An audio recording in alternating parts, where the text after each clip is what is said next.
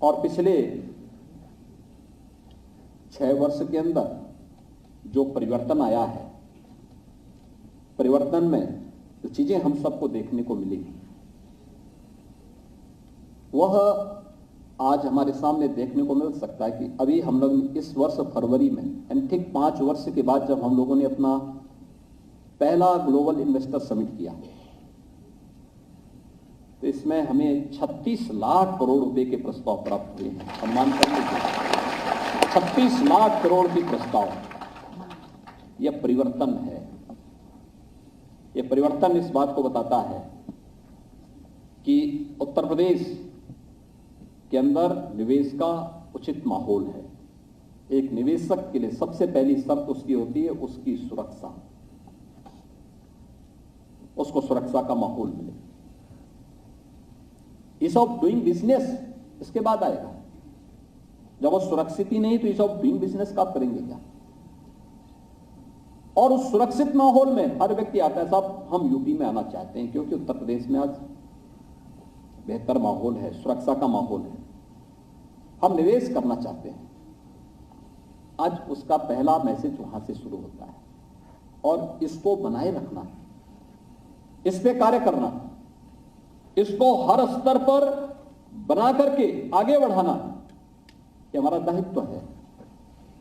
हमें समय के अनुरूप अपने आप को ढालना पड़ेगा, उसके अनुरूप आगे बढ़ करके 2 कदम आगे बढ़ करके चलना होगा, बिना किसी भेदभाव के। एक सामान्य नागरिक के मन में, व्यापारियों के मन में, महिलाओं के मन में एक विश्वास भरते हुए कि सुरक्षा का उचित माहौल उत्तर प्रदेश के अंदर है, उस प्रकार की स्थितियों को तैयार करना, जहां एक और वहीं साथ साथ तकनीकी दृष्टि से सक्षम बना करके पूरी पुलिस फोर्स को युग के अनुरूप आगे बढ़ने के लिए प्रेरित करना।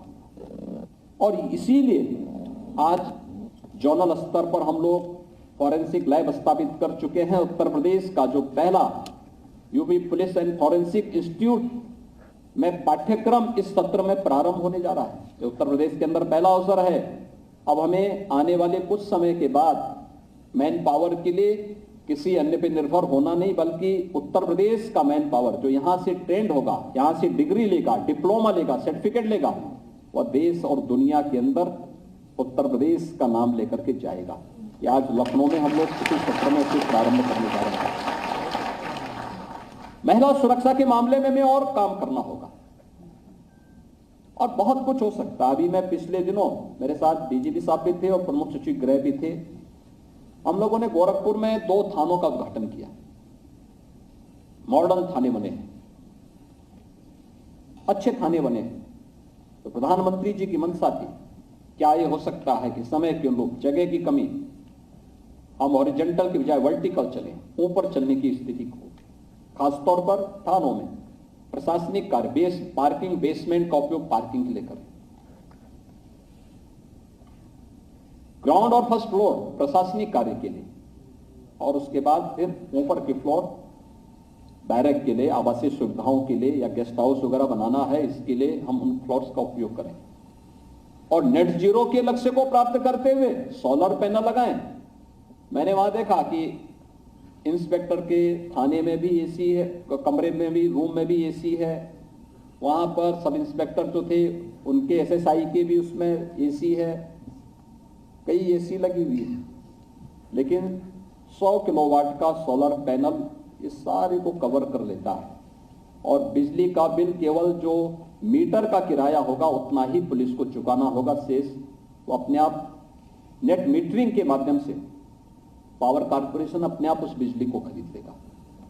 यानी यह एक रिफॉर्म है, आप बोल सकते हैं। दूसरा, हमारा प्रयास होना चाहिए अभी से अगले कुछ ही दिनों के अंदर हर थाने में, मैं वहां देख रहा था, थाने के अंदर सीसीटीवी कैमरे लगे, वहां कैमरे लगे हुए हैं, एक एक गतिविधि को देखा जा सकता है। पहला रूम ही है महिला हेल्प डेस्क का, जहां पे एक महिला पुलिस अधिकारी किसी भी महिला की शिकायत सुनेगी और उसकी समस्या का समाधान निकालेगी। पहला रूम वहां से शुरू होता है और फिर अलग अलग प्रकार की व्यवस्थाएं वहां पे सभी जगह बहुत अच्छी फैसिलिटी उपलब्ध कराई गई है। हमें समय के अनुरूप चलना होगा और उस प्रकार की सुविधाएं लोगों को देनी होंगी। उसके अनुरूप हम चलेंगे तो हमारा प्रयास होना चाहिए अगले 3 महीने के अंदर, अगले 1.5 महीने 2 महीने के अंदर हमारा प्रयास हो कि प्रदेश भर के जितने भी 1587 थाने हैं, इन सभी में हम सीसीटीवी कैमरे लगवा लें। सीसीटीवी कैमरा लगाने के साथ साथ पहले चरण में अगले 3 महीनों के अंदर नगर विकास और गृह विभाग तथा आम जनमानस, व्यापारियों, उद्यमियों और बैंकर्स के साथ मिलकर के हम लोग 17 नगर निगम और गौतम बुद्ध नगर जनपद को सेफ सिटी घोषित करें। एक एक गतिविधि सीसीटीवी कैमरे से कैच होंगी पूरी सिटी की। कोई चेन स्नेचिंग का दुस्साहस नहीं कर पाएगा, कोई किसी के साथ डकैती और छिनैती करने का प्रयास नहीं कर पाएगा। जहां पर भी पुलिस ने इस दिशा में प्रयास किए हैं उसके बेहतर परिणाम सामने आए हैं। और आप देख रहे होंगे घटना या तो घटित नहीं होती है या अगर कोई आ ही गया दुर्घटनावश कहीं लूट घटना या स्नेचिंग के साथ जुड़ ही गया, कुछ ही घंटे में उस पकड़ में आ जाता है और फिर उसके बाद पुलिस की पकड़ में जब आएगा तो फिर उसके लिए छूटना मुश्किल हो जाता है। ये आज उत्तर प्रदेश के अंदर आपको देखने को मिल रहा है। घटनाओं का अनावरण भी कुछ ही घंटों के अंदर हो जा रहा है। ये चीजें दिखाती हैं हमने समय के अनुरूप अपने आप को ढाला है, उसके अनुरूप तैयार किया है और उसके लिए हमें निर्णय लेने की सामर्थ्य विकसित करनी पड़ेगी। तत्काल रिफॉर्म करने पड़ेंगे। जितने रिफॉर्म हुए हैं इसको और तेजी के साथ आगे बढ़ाना होगा और ये कॉमन मैन के मन में एक नया विश्वास भरेगा, आम जनमानस के मन में। अभी लोगों के मन में सुरक्षा का भाव पैदा हुआ है। पर्व और त्योहारों में लोग आज खुशी मना रहे हैं। अच्छा लगता है जब किसी व्यक्ति के चेहरे पर पर्व और त्योहारों के दौरान खुशी हो, अपने परिवार के साथ, सगे संबंधियों के साथ मिलकर के पर्व और त्योहार मना लेता है। 17 के पहले की स्थिति नहीं है कि हर दूसरे दिन दंगे हो जाए। अब वो स्थिति उत्तर प्रदेश के अंदर नहीं। 17 के पहले तो पुलिसकर्मी भी असुरक्षित थे। आखिर यही लखनऊ है। इसी हजरतगंज में डिप्टी एसपी को कार की बोनट में टांग करके ले जाने का तो साहस हुआ था, लेकिन आज ऐसा कोई तो साहस नहीं कर सकता। आपसे मालूम है अगर ये करेगा तो फिर क्या स्थिति होगी। और इसीलिए मैं आप सबसे इस बारे में कहूंगा कि जिन लोगों को आज नियुक्ति पत्र दिया जा रहा है वे लोग भी इस बारे में जरूर ध्यान दें कि जिस ईमानदारी के साथ, जिस पारदर्शी तरीके के साथ और जिस सुचितापूर्ण तरीके के साथ आपकी चयन की प्रक्रिया संपन्न हुई है, किसी भी स्तर पर कोई सिफारिश की गुंजाइश नहीं थी। आप योग्य थे, सक्षम थे। आप यूपी पुलिस को अपने कैरियर का हिस्सा आपने बनाया है। ये हमारे लिए प्रसन्नता का क्षण है और आप इसका हिस्सा बन करके आज प्रफुल्लित है। इसमें हमारी प्रसन्नता को और भी बढ़ाया है।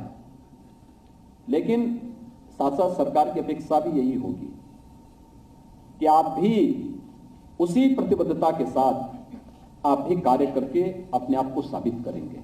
और मुझे लगता है हर व्यक्ति अगर अपने क्षेत्र में कार्य करना प्रारंभ करेगा तो प्रधानमंत्री जी ने यही तो कहा था आजादी के अमृत महोत्सव में। उन्होंने जो पंचप्रण की बात की, पंचप्रण में एक महत्वपूर्ण बात नागरिकों के कर्तव्य का भी है।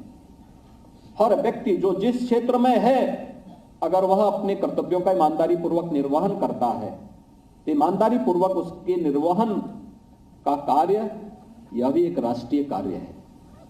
ये राष्ट्रीय कार्य हमारा, उस राष्ट्रीय कार्य के साथ हम अपने आप को जोड़ते हैं। अगर कोई कार्मिक समय पे अपनी ड्यूटी जाता है, समय पे अपने कार्यालय जाता है, समय पे अपने फाइल का निस्तारण करता है, अपने शासकीय कार्यों को, प्रशासनिक दायित्वों का निर्वहन करता है, ये भी एक राष्ट्रीय कार्य है।